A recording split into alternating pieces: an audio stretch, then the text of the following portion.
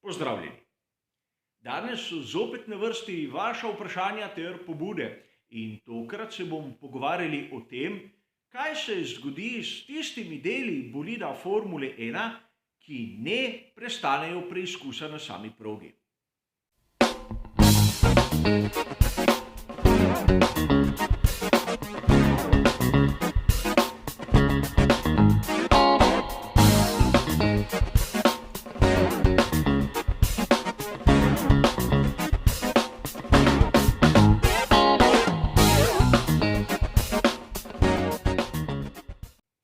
Marsikdo izmed vas, navdušencev, je verjetno zapazil, da mnogokrat, predvsem na prvih prostih treningih, ekipe testirajo določene nove komponente. Kdaj gre naprimer za kako podrobnost na aerodinamičnih stabilizatorjih, drugič za ravno dno, a še bi lahko naštevali. Zanimivo je to, da mnogi izmed teh poizkusov se pokažejo kot neuspešni in o teh novitetah na to ni več ne duha in ne sluha. Namreč zanimivo bi bilo, da bi tudi mi, navdušenci, lahko nekako prišli do teh delov, če ne drugega, kot nek lep eksponat v naših zbirkah. A v resnici, da bi bolje razumeli, kje končajo te relikvije, moramo stopiti korak nazaj. Ekipe Formule 1 so izjemno ljubosumne na svoje dele in svojo intelektualno lastnino. Zato tudi tiste razbitine, ki na prvi pogled ne služijo ničemur, so vrnjene samim ekipam, ki jih sproti uničujejo. Namreč v svetu nismo samo mi, navdušenci Formule 1, ki bi občudovali te razbitine. So tudi tisti tehniki, ki delajo za nasprotne ekipe in oni iz kosa ogljikovih vlaken, kot je ta, lahko razberejo marsikaj. Naprimer od debeline, načina tkanja in tudi same oblike lahko z inverznim inženiringom pridejo pravzaprav do tistih rezultatov, za katere so v matični ekipi se matrali lahko tedne ali mesece.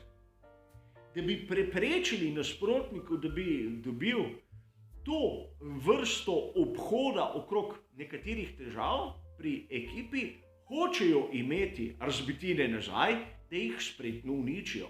Kolikor je meni znano, se ogljikovih vlaken enkrat, ko so v tisti obliki potopljene v smolo, ne da reciklirati. In verjetno, če ne bi uničili teh delov v sami ekipi, bi se marsikdo od nas z veseljem potikal okrog glavnega sedeža ekipe in po kakem smetnjaku brskal za spominki. Pojdimo korak naprej. V Formuli 1 se pravzaprav nobene ideje ne zavrže. Tudi če v prvem trenutku ne izgleda tako uspešna, čez čas lahko zopet pride na površje. Naprimer, aktivno vzmetenje je začelo svojo pot v Formuli 1 v začetku 80-ih. V začetku 90-ih smo prvič videli pokrove na samih platiščih in ti pokrovi se bodo zopet vrnili v prihajajoči sezoni 2022. Tudi sposobni inženirji, kot je naprimer Adrian Newey, znajo samo s pogledom razumeti, kaj so mislili pri nasprotniku in to idejo zopet vpeljati v svojih bolidih. Tudi zaradi tega ste morda opazili, da ekipe pravzaprav s telesi svojih mehanikov in tehnikov nekako branijo pogled na kakšne novosti na samem bolidu. In lep primer, da se bomo bolje razumeli, je naprimer bočni usmernik na že tolikokrat videnem Ferrariju SF70H. Na prvi pogled nič takega. Potrebno je bilo samo trenutek nepazljivosti in Adrian Newey ga je vpeljal na Red Bullu RB13. Praktično ista rešitev v isti obliki, kot smo jo lahko videli pri Ferrariju. In ukolikor neka ideja pri ekipi A ne deluje, to še ne pomeni, da pri ekipi B ne bi bili sposobni jo pripeljati do konca, še posebej zaradi tega, ker šasija ekipe B se drugače obnaša in ima drugačne zahteve. Zato si lahko domišljamo, da vsi ti razvojni deli končajo v nekem skladišču, kjer morda čez kako desetletje, ko rabijo nekaj prostora, pridejo tudi do nas. A da si ne boste mislili, malce sem pogledal, kaj bi se dalo dobiti na raznih spletnih dražbah. In tam sem opazil poleg množice, naprimer varnostnih matic za sama platišča, tudi celoten trodelni zgornji pokrov pogonskega sklopa Mercedesa. In ko sem prebral spremno besedilo že prodanega eksponata, je bil to eden izmed zadnjih, kajti pri Mercedesu so začeli mrzlično odkupovati nazaj svoje lastne dele, da jih le ne bi kdo od konkurence slučajno kupil. In da ne se ne boste mislili, dražba je bila dokaj aktualna. Šlo je zadev iz Mercedesa 2V04, torej precej star model, ampak vseeno tudi iz tega se da marsikaj razbrati. A to pomeni, da mi, navdušenci, smo prikrajšani kar za lepo število spominkov ter relikvij in da tisto, kar se nekako izmuzne tu pa tam, ima ogromno ceno. Kot ste lahko opazili, tisti trodelni pokrov je na dražbi dosegel več kot 10.000 funtov.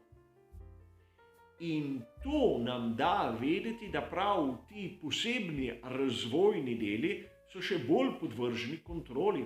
Namreč v njih je bilo vloženo veliko truda, dela in sredstev, še posebej zato, ker so naredili lahko eden ali dva izvoda. In prav zato so na njih še toliko bolj pozorni ter ljubosumni. Načrti seveda ostanejo in nekaj časa si predstavljam, da tudi tisti eksponat, ki se pa zaenkrat ni pokazal za uspešnega. A ti razvojni deli imajo lahko prav v tem letnem času še posebno funkcijo. Namreč tik pred začetkom zimskih testiranj je čas predstavitev in mnogokrat so ekipe izjemno prebrisane. Namreč novinarji z vso vnemo snemajo vsako podrobnost na bolidu Formule 1 in ukolikor na novo predstavljenem bolidu se nekako ugradi del, ki je bil neuspešen na testiranju, ampak dokaj neznan, si bodo vsi mislili, da naprimer prednji aerodinamični profil, ki so ga videli na fotografiji, je tisti pravi, dokončni. Čeprav v resnici gre za neuspešen model, ampak ker smo ga videli lahko bežno le enkrat, nam, navdušencem, to ni znano. In ukana v večini primerov je seveda uspešna.